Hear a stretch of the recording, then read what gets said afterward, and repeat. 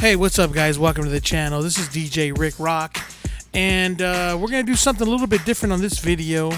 But before I begin, I want to give a big shout out to all my subscribers out there. I got more video mixes coming up, so stay tuned for that. But I decided to go a different route on this video here, and this is something I've been wanting to do for a while now. I've had a lot of kids come up to me, and also adults that want to get into the game and they want to start DJing.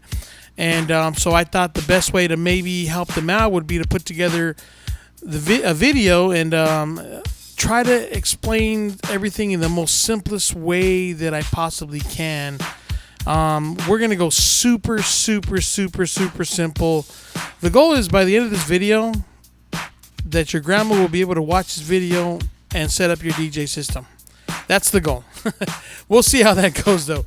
But this is something I've been wanting to do for a long time, and like I said, we're going to try to keep this as simple as possible. Now, there are a million and one ways to do this, but this is the way I do it, but this isn't the only way. But this is the way I know. Now, I've been doing this for about 30 plus years. I figure why not pass this knowledge on to others that are trying to get into the game, you know, and it's definitely a fun industry. I love music, and this is why I do it, so hopefully this will help out. So let's go ahead and jump in. Now, these are pretty much the tools that you're going to need to get started. Now, this is very basic, but this is enough for you to make some noise. You're going to need to get yourself a laptop, obviously software for that laptop, a DJ controller to control that software, a couple of speakers, and obviously the cables will hook that up, which are XLR cables, extension cords, power supply, things of that sort. And lastly, you want to get yourself some DJ lights. So eventually, when you do get the party going, you want to put the lights on to get people to start dancing. Oh, and the last thing you're gonna need are gonna be some headphones. We're not really going to use them at this point right now, but the whole purpose of bringing them up is you're going to eventually need them, because once you start mixing, the headphones are going to be used to cue the next song. So as one song's playing down the loudspeaker, you can listen to the next song, cue it up in the headphones before you actually play it out to the crowd. So let's jump right in. Now, the first question I always get is, what kind of laptop do I need? And one thing I always tell people is it really depends on the software you want to go with. Now, there's a lot of guys out there that use Virtual DJ. There's Tractor. There's Serato DJ Pro. There's a lot of them out there. I use Serato DJ Pro. And for the sake of this video, we're going to go ahead and jump into Serato DJ Pro. Now, when you go onto the website, if you look here, log right onto their website.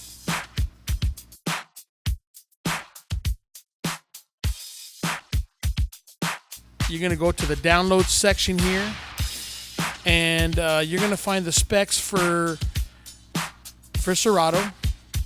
Now, if you see here, it tells you the minimal requirements you're going to need to run the software. You're going to need, the most important one right there is going to be the 8 megabytes of RAM to run the minimal software. Now, if you're going to be doing video, stems, running more of a sophisticated system, then you're going to want to get at least 16 gigabytes of RAM, which is what it says here. And these are the specs for if you use a PC. These are the specs for that. I'm currently running a 2018 MacBook Pro, and I'm running 32 gigabytes of RAM. As you can see here, it's got to be at least a 2017 and newer laptop. And this is all the other good stuff that you're going to need. So this right here will determine what kind of laptop you should get.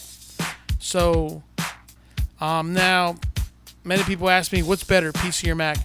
And honestly, either one, what really matters is the result.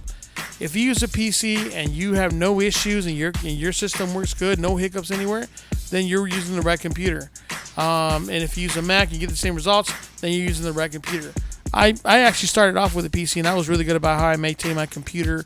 I kept it clean. I kept music off of it. So it always worked really, really good. But once I went to a Mac, it was just a different experience. And from that point on, I just won't switch back. The MacBook Pro has been the go-to for me, and that's what I'll continue using to here on out. Now, I'm not sponsored by anybody. whatsoever. But if I were my choice, I'd go with the MacBook Pro. Depending on your budget, you can go either way. Sometimes you can find a good used computer within those specs for a really good price. So that's always something you can go with that's cost effective. Or if you're balling, get yourself a brand new one, man, and you're all good to go. So after you get your laptop, you're gonna get your Serato. You go ahead and install the program. You install everything. You're ready to roll. Now you're gonna need a DJ controller. Now this is another option where you have numerous controllers out there available for you. Now the purpose of a controller is just that. It's a controller. It's basically to control all the functions that are on the software, on the program. So when your program goes on, you want to hit play, you want to stop, all that good stuff, queue up, you can do it on the controller. You don't have to use your mouse, even though you can. But everything's going to run off your controller.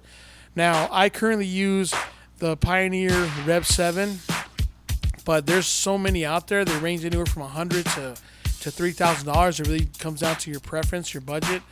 Different brands. I've been kind of using Pioneer for some time now, so I've kind of just stuck with Pioneer, and it's been working out great for me. So this is the one I'm using, and for the purpose of this video, we're going to go ahead and continue with the Pioneer Rev 7 as a example of how to go ahead and do this. Now, if you look at the back of your controller, you're going to see these two ports right there. It's the USB ports. You have an A and a B, and if you look in the front of the top of the mixer, you're going to see a switch for A and B. So whatever one you decide to use, just make sure that top switch is switched over to that. So once you plug that in, the other end is going to go to your laptop. So before you do this, though, when you first get your controller, make sure that you're connected to the internet. This way, when you plug in the controller, your laptop, the program will automatically look for the drivers for that controller. Okay. It may require you to restart the controller, like disconnect it and connect it back again. Or it may just pick it up right away. Sometimes it varies, so just either one. If it doesn't pick it up right away, maybe disconnect it and connect it back. Now, if you look here, when you disconnect it, you're gonna the screen will look like this, and then when you connect it,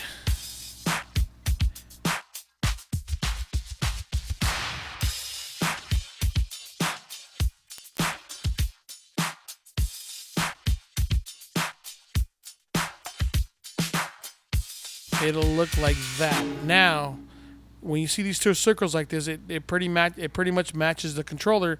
To load up a song, if you see here, all you got to do is drag a song from a menu. Obviously, I have a lot of songs right here that I've already have downloaded throughout the years. So you're gonna have, your screen will not look like this. You'll have a lot of empty crates. But all you got to do is drag a song onto the circle there, and it'll load up a song. And now that song is loaded.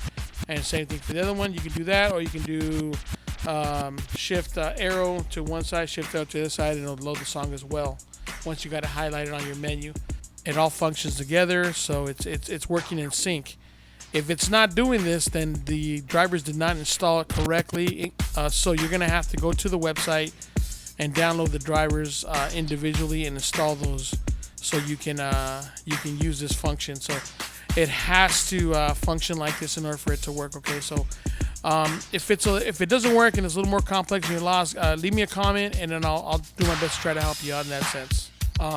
We're gonna do another video though, where I'm gonna show you how to do your library, where to download music from, how to organize your crates, and how to get into all that. And then we'll do another one with mixing and whatnot. But for the sake of this video, we're gonna go ahead and continue, so we can continue on with this. Now, the next step, you're going to have to get yourself some speakers. Now, if you see here, you want to get yourself a couple of maybe 15-inch speakers. There's a lot of bundle packs out there with some stands and some speaker wires. But you want to get yourself, I would say, safe bet is going with the 15-inch just because it travels big more. It's just big enough for a good-sized party, about 20 people or so, but it's good enough for you to make some noise. So make sure it's self-powered, though. They do sell passive speakers, but you're going to have to get yourself an amplifier and all this other junk. So just, if you get the powered speaker, that's all you need. All you need is a cable and a power cable. So if you look at the back of it here, you have the power down there. That's going to be the power. Powers it up, and then on top you're going to have the connection that comes, if If you look at here, this connection is going to go to the speaker wire is going to go from here, from the controller to that end. And you have a volume knob and a trim knob. Trim and volumes, for the sake of explanation, it's pretty much almost the same thing. It's 2 volume buttons. So you just got to mess around with it to the point where it sounds good. You don't want it to distort, so make sure you listen to your stuff when you do your sound check. And then you'll kind of know more or less where it needs to be at. And that's pretty much, you can leave it at all times unless you really want to bump it up. So just pay attention to that. So now for the controller, you're going to have 2 XLR cables. If you go to any Guitar Center or any place like that, they'll tell you what XLR cables are. They use them for microphones as well. So you're going to have these 2 plugs on your controller. There should be something similar to this. And it's a male end that goes on that side, and then the female side goes to the speaker. And there's only one way they go in, guys, so you're not going to mess up and unplug the wrong one or whatnot. So off of the controller, the male side, and the other side, there's only one area you can go on. If you notice, this one has 2 inputs, has input A and input B. You can use either one of them, and then you'll get volume there. So just make sure you put the volume up there, and you're pretty much ready to go. After that, you just got to make sure you have your power cables. You want to make sure you have a power strip with a surge protector for all your DJ equipment, all the stuff in your booth for your controller, your laptop, if you have a monitor, a fan, anything like that. And then you want to have a extension cord for each one of your speakers, powering those up.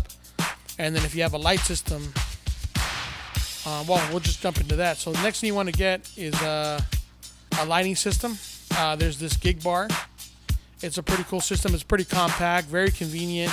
This right here will light it up. And once you're playing music, this is not something you have to get now, but it's something if you can, if you'd like. Once you get those lights going on, it kind of sets the mood, sets the vibe for a lot of people, and wants to get them out there dancing. Kind of gets the embarrassment out a little bit, darken it up a little bit, have them lights going on, and people can go and dance and act the fool, not have to worry so much about it. So definitely something that you're going to want to have, you want to get eventually. Doesn't have to happen now, but for the sake of making noise, you'll need it. But eventually, you're going to want to get one of those if you really want to take it to the next level. All right, so at this point, you're pretty much ready to make some noise. You put some volume up on your controller, volume up on your speaker, drag a song onto one of those circles, hit play, and make sure the crossfader's in the middle, and you should be playing some music. Now, keep in mind, we are going to put a series of videos out. So this is only a very, very basic system here. 2 speakers, a controller, a laptop. This is just something that gets you rolling. Now, eventually you can add subwoofers, you can add other good stuff, and I'll give you guys videos on how to do all that good stuff. But this is something very basic for that one person that says, hey, I want to DJ. What do I need to get started? And this will get you started right here. This is something that's good enough, and it's you can keep it really under budget if you really want to get started. So it's something that's one way that's a good route. So guys, thank you for tuning in. I know it was a little quick. I will have another video. We're going to be talking about where to download music from, how to create your crates, and how to organize your music. So that'll be on the next one, along with other stuff. I got other stuff on how to mix, things like that I really want to put together for all you guys who really want to get into it. So thank you for tuning in. If you found this video helpful, please like and subscribe if you want to stay up to date on the next video out there. I really appreciate you guys stopping by. Thanks, man. Peace out.